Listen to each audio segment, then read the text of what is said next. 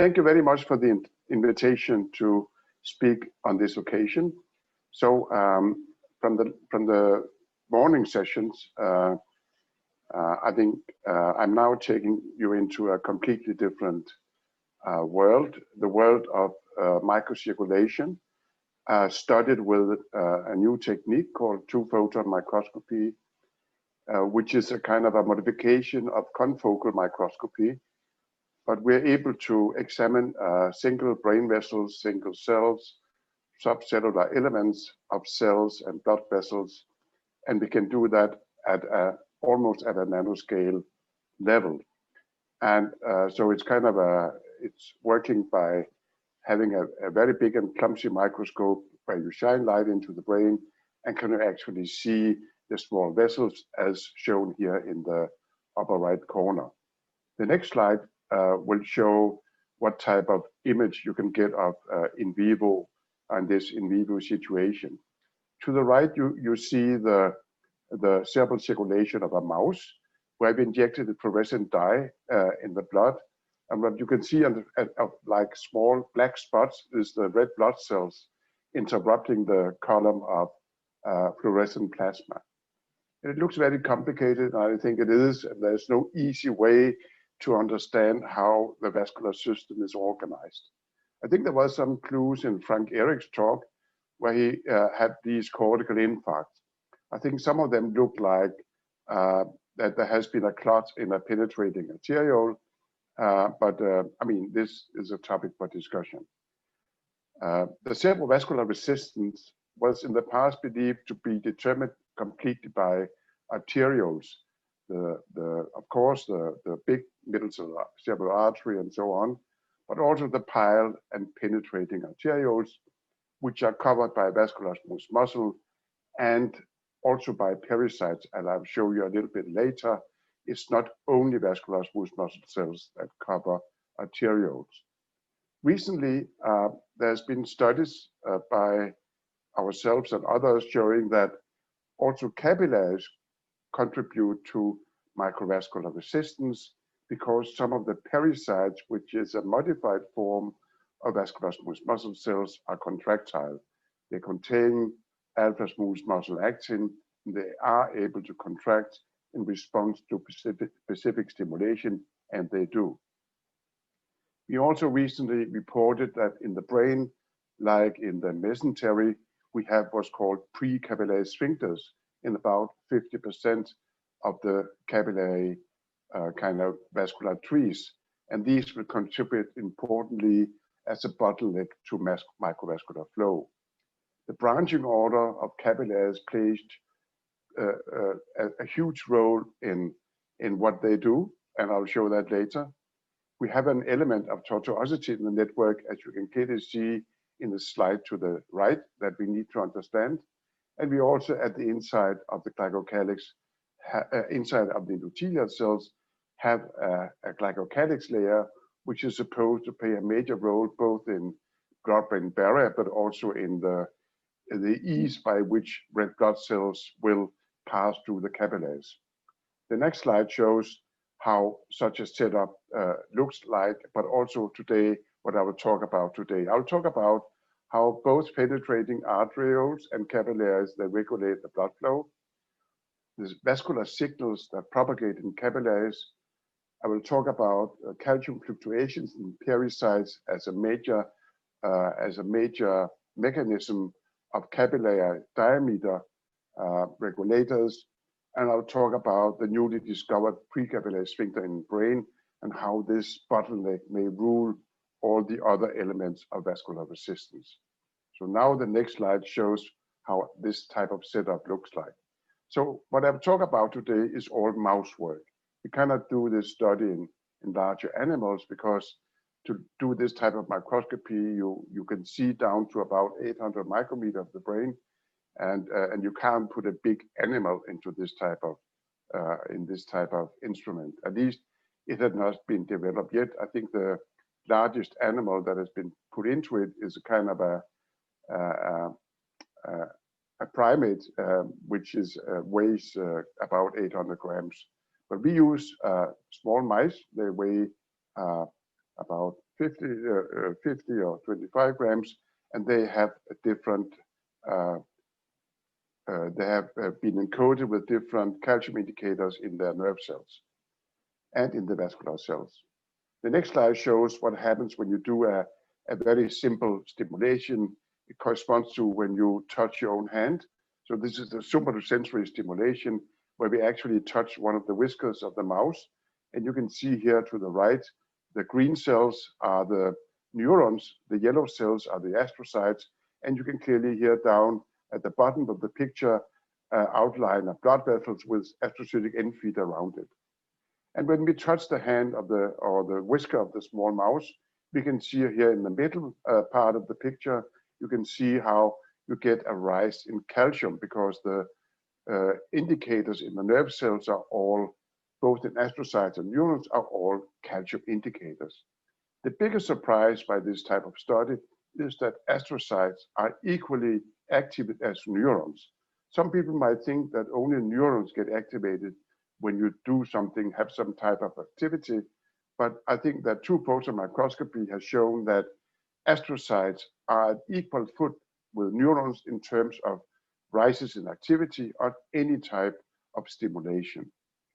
The next slide shows that if you go down and look very carefully at astrocyte and astrocytic end feet at the upper left part of this picture, there's you can see there's a color code here, which are just in the middle of the upper panel slide, that there is calcium changes.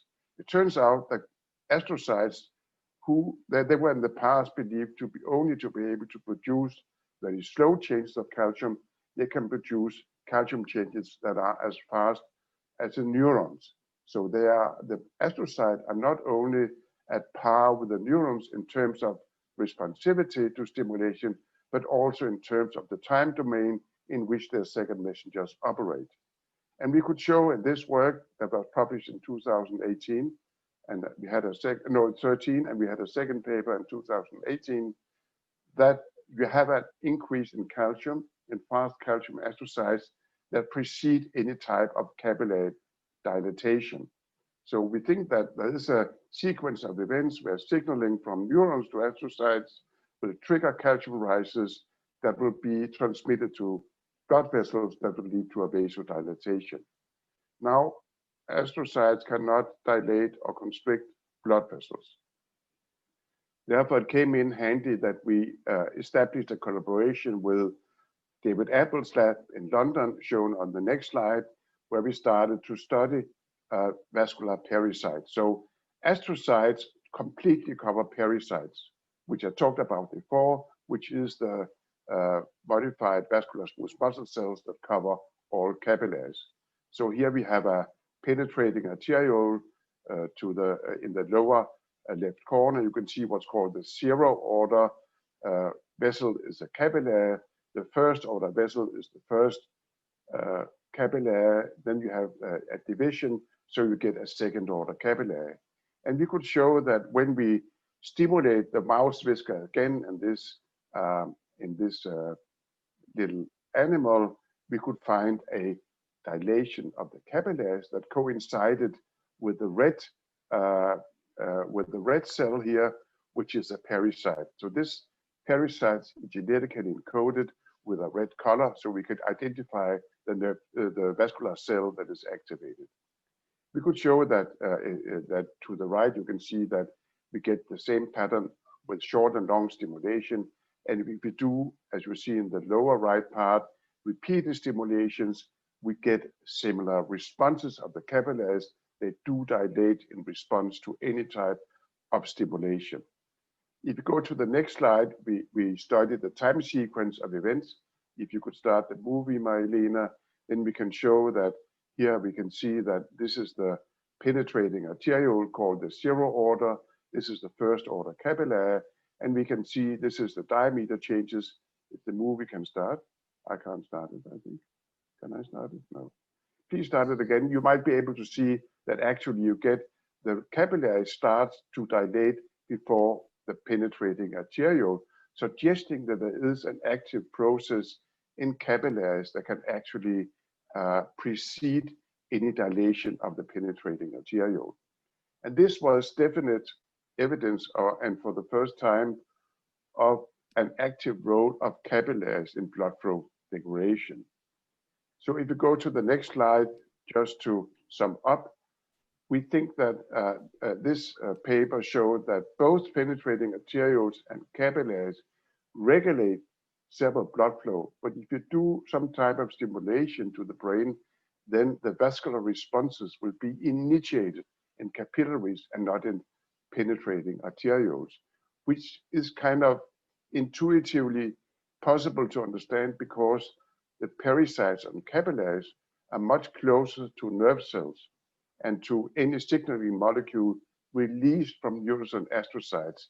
So it's kind of very intuitively understandable that these cells are able to respond to any change of activity before the penetrating arterioles. So both arterioles and capillaries do regulate blood flow, but when it comes to responses to rises in activity, capillaries are first. We then moved on to try to examine how signals in capillaries could propagate to penetrating arterioles, because there must be a communication pathway. The next slide shows the first, maybe you can start the movie here to the left. You can see here, this is a penetrating arteriole in the upper corner. Then we do whisker stimulation. You can see here how the vessels dilate. Both the penetrating arteriole and the first order capillary dilates, and we can make a graph of the level of dilation. And it turns out that the first order capillary, which is the first branch from the penetrating arteriole, dilates first. So it's again in this study, which was published in 2018, we could show that there was it turns out that the first order capillary, the first branch, is kind of the place where everything is initiated. If you go to the next slide, we can show how it looks like again. And you can see here in this diagram, the penetrating arteriole, and you can show here how we actually name the branching order from the penetrating arteriole, starting with the first branch, the second branch, the third, the fourth, the fifth, and we can analyze capillary function up to the 12th branching order. So we can do it all the way to the ascending venues. So if you just press the button again, we can see how the propagation pattern looks like. So when it comes both to peak latency and to full peak amplitude, there's a weight, the center of gravity where everything occurs is in the capillary that is closest to the penetrating arteriole, the so-called first order capillary, which is totally kind of covered with contractile pericytes. So the pericytes is kind of the vascular cell that is controlling what's going on in the first order capillary. Just to sum up in the next slide, how conductive responses in blood vessels occur. We have in the arterioles, as shown by Lauritzen and colleagues, we have electrically conducted signals that goes through gap junctions in endothelial cells. But when it comes to communication from capillaries to arterioles, we think that the communication pathway is like 100, not 100, but 1,000 times slower. Is probably something that's going on by paracrine secretion from astrocytes to pericytes, and maybe from pericytes to pericytes, that signals are conducted slowly along capillaries before they reach arterioles, and in arterioles, the responses are conducted rapidly. So there's two elements of conducted vasomotor responses, one very rapid in arterioles and one very slow in capillaries, and the arteriolar response is electrical, while the capillary response is guided by slow diffusion of substances in the brain's extracellular space. Now, moving on to the next slide, I'll show you how calcium fluctuations in pericytes control capillary diameters. This was done as a teamwork with some guys at UCLA, where we developed a virus as shown in the next slide. We made a virus based on a receptor which is specific for both vascular smooth muscle cells and pericytes, and couple that virus to a calcium indicator that is genetically encoded in these cells. You can see, if you press the button again, you can see how this is, you can see to the left, you see the pericytes and the vascular smooth muscle cell are red. Then in the middle image, you can see the calcium indicator. And if you look at the picture to the lower right, you can see the merged picture where you can see how the calcium genetically encoded calcium indicator is present in vascular smooth muscle cells and pericytes. So by this method, you are able to look at calcium changes in only one cell type. You can do it by a transgenic mouse, by the Crelox technology, or you can do it by a virus injection. And in our case, we injected a viral construct, waited for 3 weeks, and then we did the experiments. So the next slide shows what happens again in our small mouse when we do a somatosensory stimulation. Again, we are touching the whiskers and we see a vasodilation in the, you can see that to the left upper part of the picture, you see a dilation in the penetrating arteriole and the first order capillary, which are believed to be active. And we see a dilation in the lower part of the left panel, where you see what's happening in the second order capillary, where you see also a small dilation. But if you look at the calcium changes, as you do in the right part of the picture, you can see that the calcium is decreasing in vessels that dilate. The upper, the second, and we can see that in the first, second and third order capillary, we can see that the pericyte calcium is decreased and is also decreased in the vascular smooth muscle cells in the first, in the penetrating arteriole. So all these cells around vessels react in the same fashion. If you go to the next slide, we can show what the cells do during a challenge where we expose the brain to what's called a cortical spreading depolarization, which is something that happens in migraine and in ischemic strokes. If you press the button again, we can see the changes in vascular diameter. Please press the button again. We can see that when we get this spreading depression or depolarization going, we have initially, as you can see in the upper right corner, we have a vasoconstriction. And if you press the button again, there will be, you can see that the constriction is linked to an increase in calcium in the pericytes.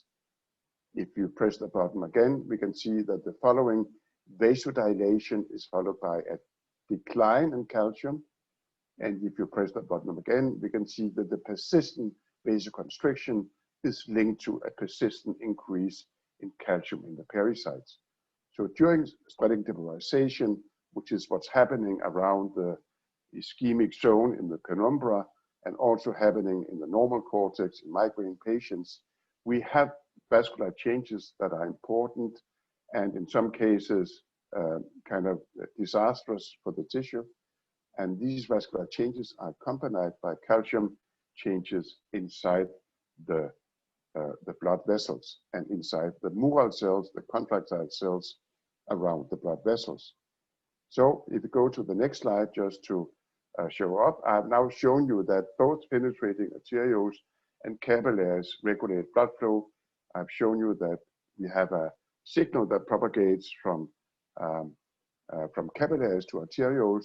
And I've shown you now that the mechanism of the change in diameter is due to calcium fluctuations in the pericytes and the vascular muscle cells, in fact, that control the several penetrating arterioles and the capillaries.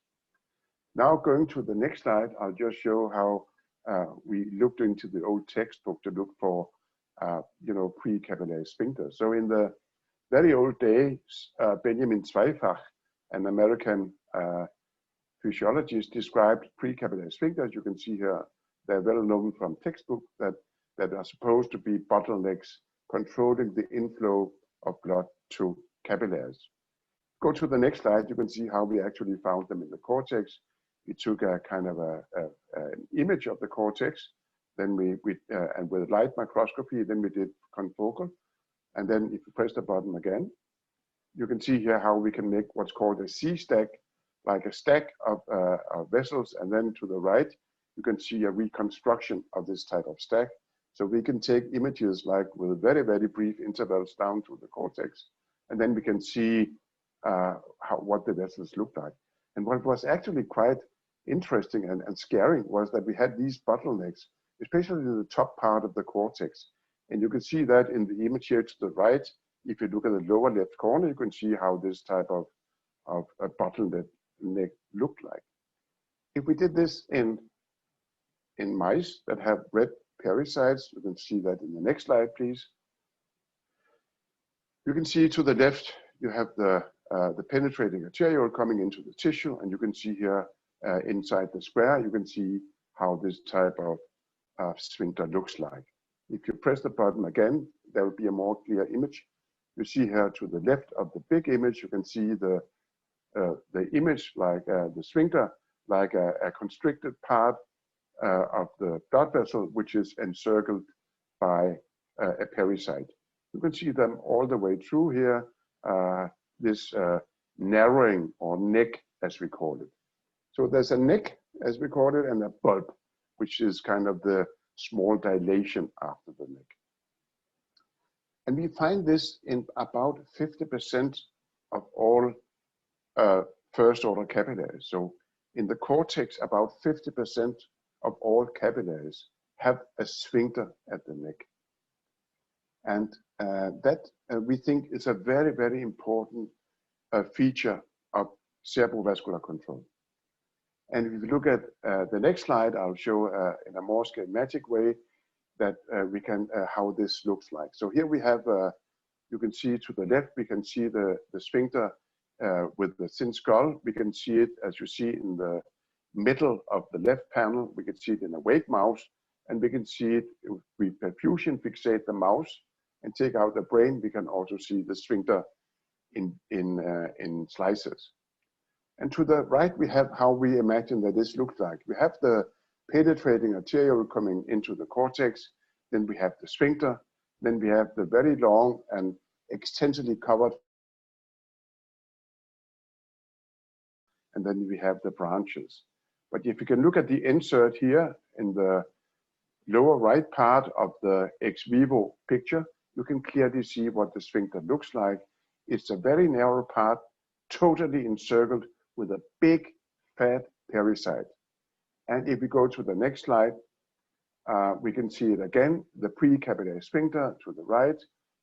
You have it, a very, very big pericyte encircling the first part of the first order capillary.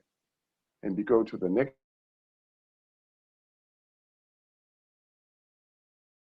The number of sphincters corresponding to Duvernoy's classification of penetrating arterioles in the human cerebral cortex. He had like 4 or 5 classes, which is shown schematically to the right. So we have like short and long and branching at the top and branching deep in depth. And you click the button again. You can see how the sphincters were distributed throughout the cortex. If you look at the left part of the picture, you can see that clearly there was more sphincters in the top part than in the lower part of the cortex.